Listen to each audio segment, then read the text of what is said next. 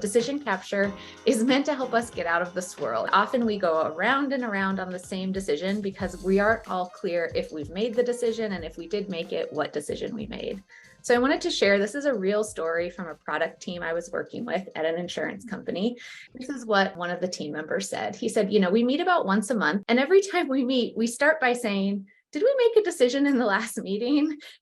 So many things have happened between May and June. And so we can't quite remember if we made a decision, if someone was supposed to take an action. And so we spend almost the entire meeting trying to recap what happened. And every person remembers a little differently what we decided and what that means for what we need to do next. And so we end up wasting a ton of time, and our meetings don't really help us drive work forward. About 6 months in, the same person sent me a Slack message to say, Keara, our team is being so much more purposeful about capturing decisions because we're using this decision capture practice. At the end of every meeting, we're saying, did we decide something? Let's write it down. And he found that they weren't circling back to the same conversation over and over again. And it was especially helpful for this slower moving, longer term project. If you take nothing else away, please remember the mantra, if it isn't written down, it isn't decided. Much like a game of telephone or my favorite game, Telestrations, if everyone leaves a meeting or leaves a conversation with the decision in their head, it's very easy for it to be related, but slightly different. And those slightly different rememberings, those slightly different versions of the decision can lead to a lot of divergence in terms of the action people take, the implications they think they have. So writing it down is helpful. You can do it in an open shared digital document. You could drop it in a Slack channel. You can write it in an email. I'm going to share a couple templates in a moment, but that's the first step, is just write it down. Once it's written down, we'll check with everyone. Does this match your understanding? So when we leave the meeting, we're committed to that decision. Then step number 2, which is just as important, circulate the decision. Writing it down is only a piece of it. We actually need people to have access to this information. So think about, where are people already getting information? Could you put it up as a printout in your kitchen for those of you who are back in the office?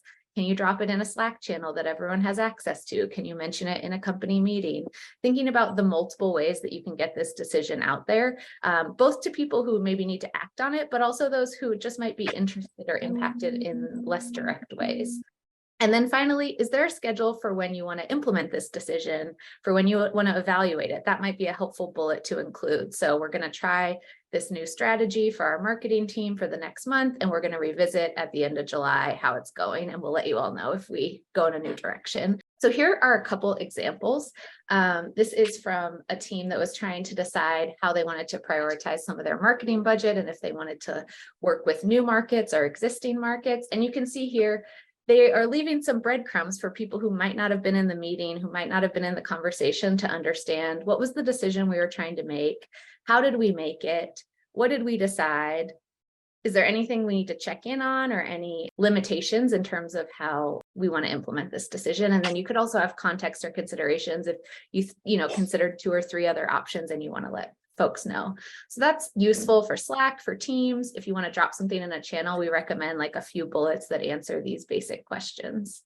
We also have a more robust decision capture template. We see these especially for more robust projects where you have a lot of stakeholders and maybe it's a pretty large decision that you're making. So having the answers to the questions I just reviewed, plus some more clarity around who the decision owner is, what kind of method we used, how we engage stakeholders. And again, just making your thinking visible to help answer the questions that your stakeholders might have and help bring folks into and along for the change. Then finally, this is a decision we literally made in August last week. We decided to host our next team summit in Las Vegas. Woo! We always host them in New York. So this was actually a pretty big decision, but we felt like most people were involved in the conversation. We've been dropping breadcrumbs along the way. So we just dropped one sentence in Slack to say, we decided the next team retreat is in Las Vegas. And it doesn't need to be super long in some cases if folks already have a lot of context, or if it's a decision that's fairly small. A team I'm working with, instead of communicating everything in text, they're capturing the decision in a sentence, but then recording a short Loom video. And so they're doing that to help add a little color and nuance to capturing and sharing the decision. There's a woman who used to be the product VP at Etsy who now runs her own consulting firm. And one of the top things she recommends is having a consistent day of the week that you send out a newsletter, and consistent sections. So what you put in those sections might vary widely, but everyone knows Hope will always have a conclusions next step section, right? And that helps to build trust and predictability with your team. We often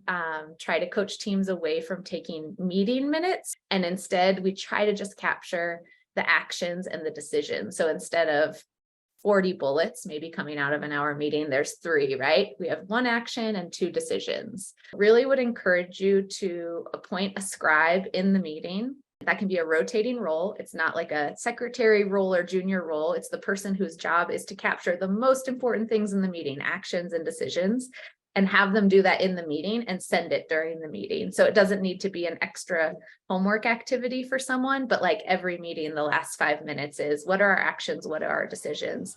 Let's drop it.